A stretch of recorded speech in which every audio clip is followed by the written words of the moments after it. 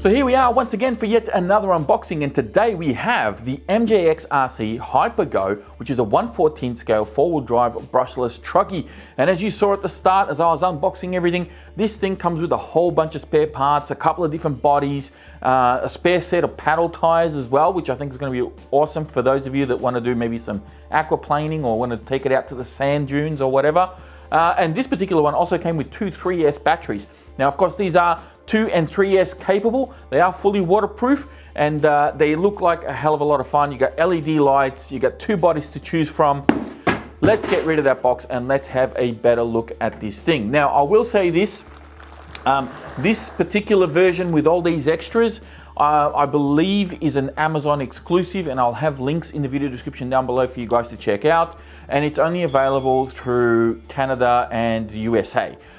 You can get these all over the world, of course, but they don't come in this particular bundle. I believe that the spare body, like the 2 bodies and the paddle tires, are available in a variety of different websites and stuff, including those locally here in Australia. If you want to grab one here, you can.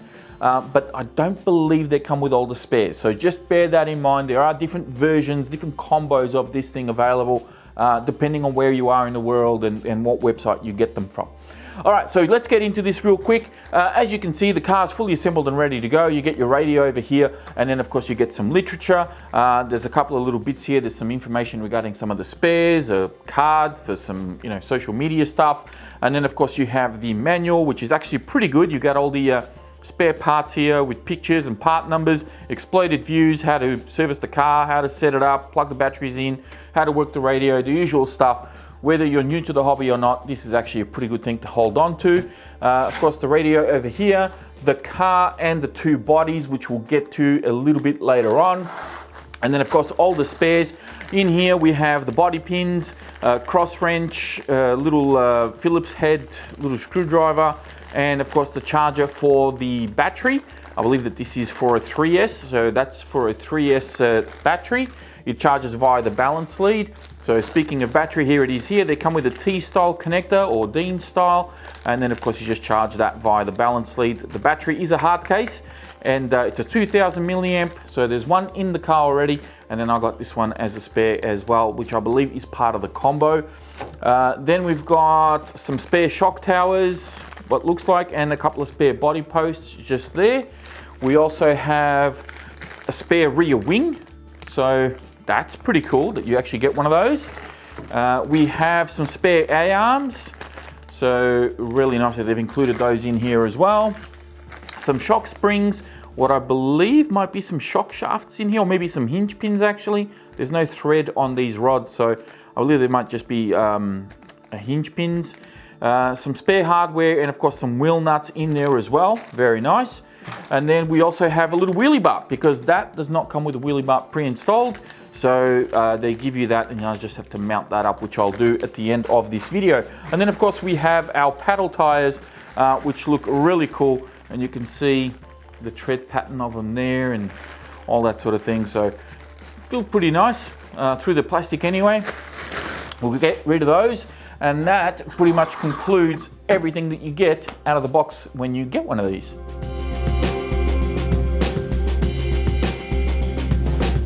Moving on to the transmitter, this is not a terrible transmitter. It's certainly not the best that you'd get with a ready to run, but it does the job for the most part. Runs on 2 AA's, which actually load up from underneath, and it has that little annoying screw underneath there that you got to take out every time you want to swap out batteries. There's a 3rd button switch here, which I think turns the lights on and off. The trigger's not too bad, but it is kind of light, but it's not the worst, it's fine. The wheel is okay, and it's it's probably not the best, but does all right. Mine's got a bit of a dent here because of how it was packaged in the box, which isn't really a big deal. Your on and off switch just here actually has 2 positions, or 3 technically. You got the off, you got 70, and then you got 100% power. So you can run it with a little bit less power, and to be honest with you, it does help. But when I was running the little infraction lookalike little mini truck, the 70% is still very, very quick. So just be mindful if you're running 3S in this, it's still going to be a very fast car. If you're not used to these sort of speeds for something so small, probably start on the 2S, and that will definitely control the speed a little bit better. We have our throttle trim over here and steering trim over here. There is a warning label on top here and another one down the side. Essentially, what they're talking about is when you turn the transmitter on and then turn the car on, make sure that you're not pulling the trigger or turning the wheel, because depending on where your trigger position is, that's where the radio is going to rebind to the car. So every time you turn it on, it kind of rebinds. And if your throttle trim's out or you're playing around with the trigger as you're turning the car on, you can have the neutral position be here, and as soon as you let go of the trigger, the thing just shoots off in reverse, or vice versa. If you have it like that and you turn the car on and then you release the trigger, it's just going to shoot off in forward. So likewise with the wheel, if you have the wheel turned, and it's going to recognize that as a neutral spot, and every time you let go of the wheel, it's just going to turn the wheels all the way to the other side. So it's just a warning label. Just essentially, don't touch the radio when you're powering on the car. That's really all you have to worry about. So as I said earlier, you get two bodies with this particular model. There is the black and red body, which actually doesn't look too bad at all. Both bodies actually come with these little roof skids kind of mounted up here, which should help you with some rollovers.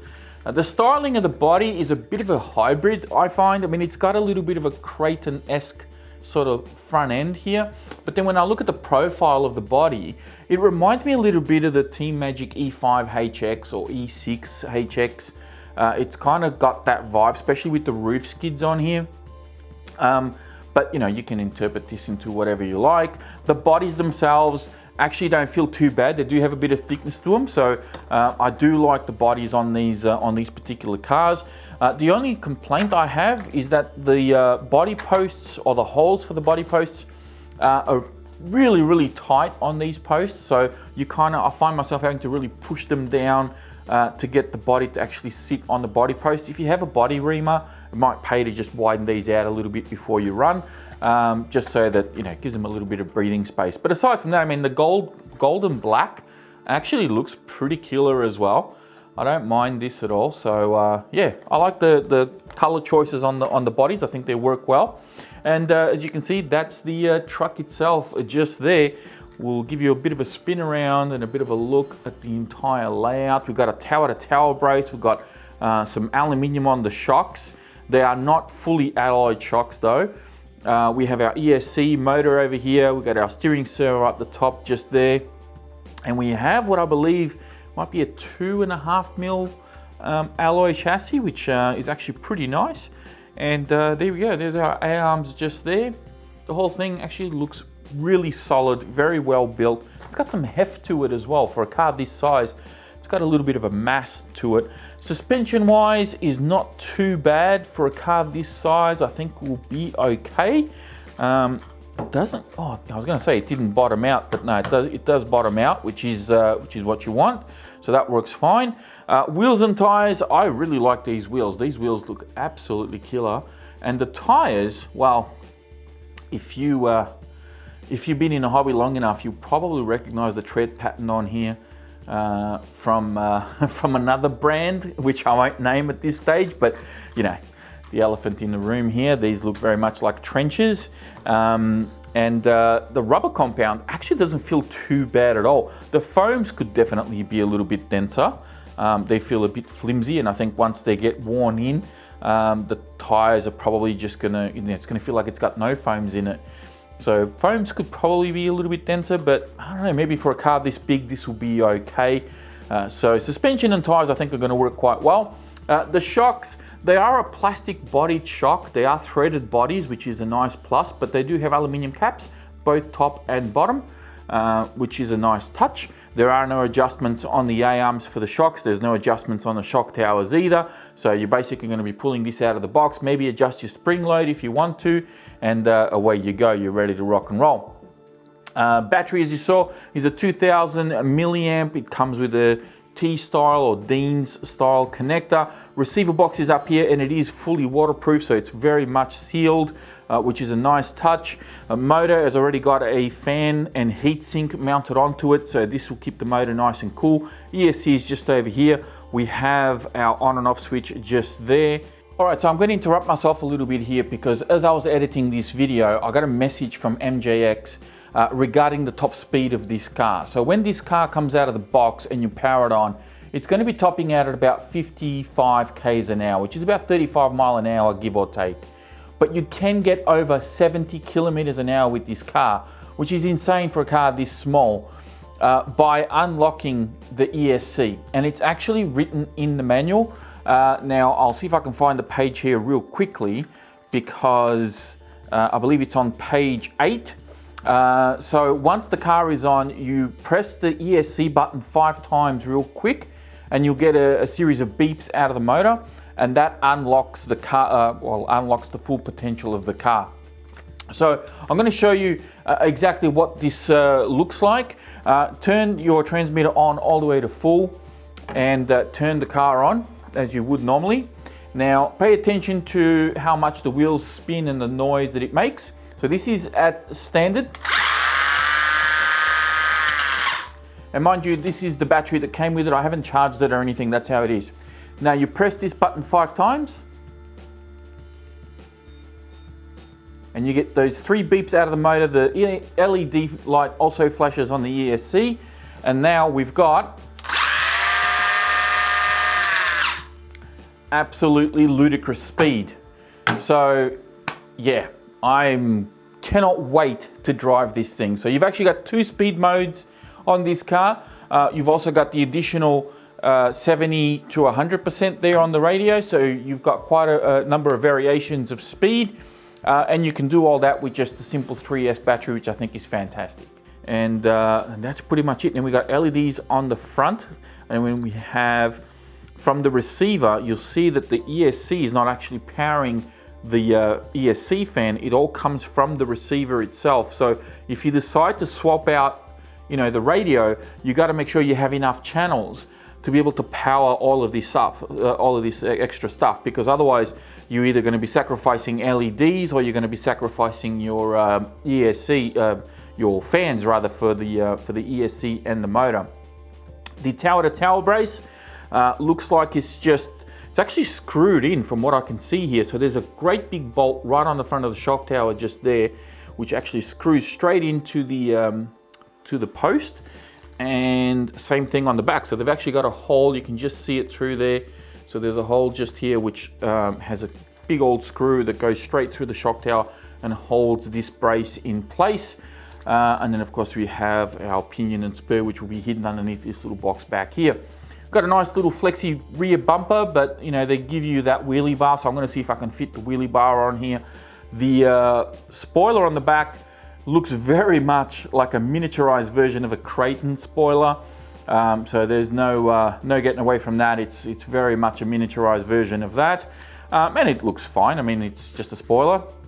The front bumper has a little bit of reinforcement behind it here, and it looks like it's going to be able to take a couple of good hits. LEDs are recessed in, so even if you do take a few impacts, you're not going to really be hurting those LEDs directly, which is a good thing, because yeah, they're quite recessed in, and even with me putting my finger in here, I can barely touch the top of the LEDs. So yeah, any major impacts on the front is not going to be directly affecting that.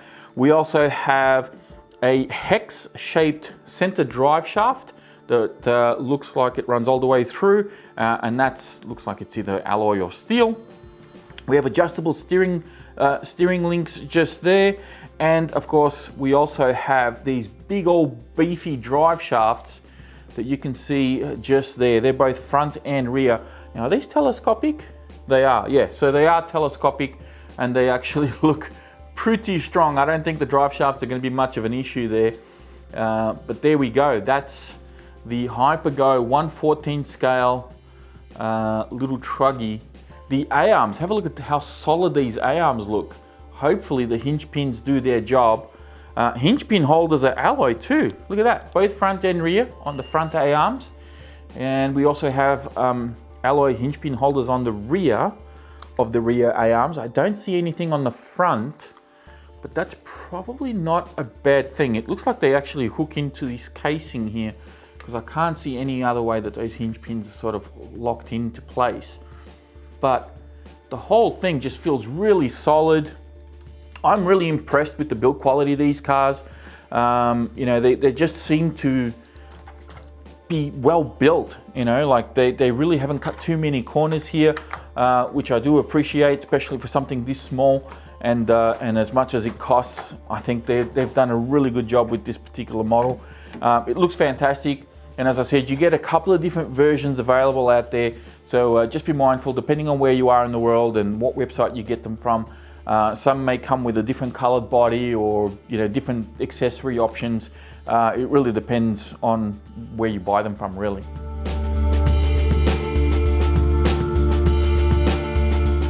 So that's going to wrap it up for yet another unboxing here on the channel, and my first look at the HyperGo 1/14 scale little monster Truggy from MJX RC. I think this thing's going to be a lot of fun, and given how well it's built, it's going to take a lot of punishment, and hopefully I won't have to you know, look through a lot of those spare parts and start wrenching on this thing too often. But we'll see as I take it out and give it a good old bash at the BMX track. That's it from me, guys. If you're still here at the end of this video, don't forget to hit that thumbs up button before you go. Subscribe to the channel if you're new. And as I said at the start of the video, don't forget to check out the video description. I'll have links in there to the Amazon website where you can get this particular package, as well as local links here in Australia for those of us living outside of Canada and the USA. Thank you again for watching. Hopefully you enjoyed the video, and I'll be speaking to you all next time.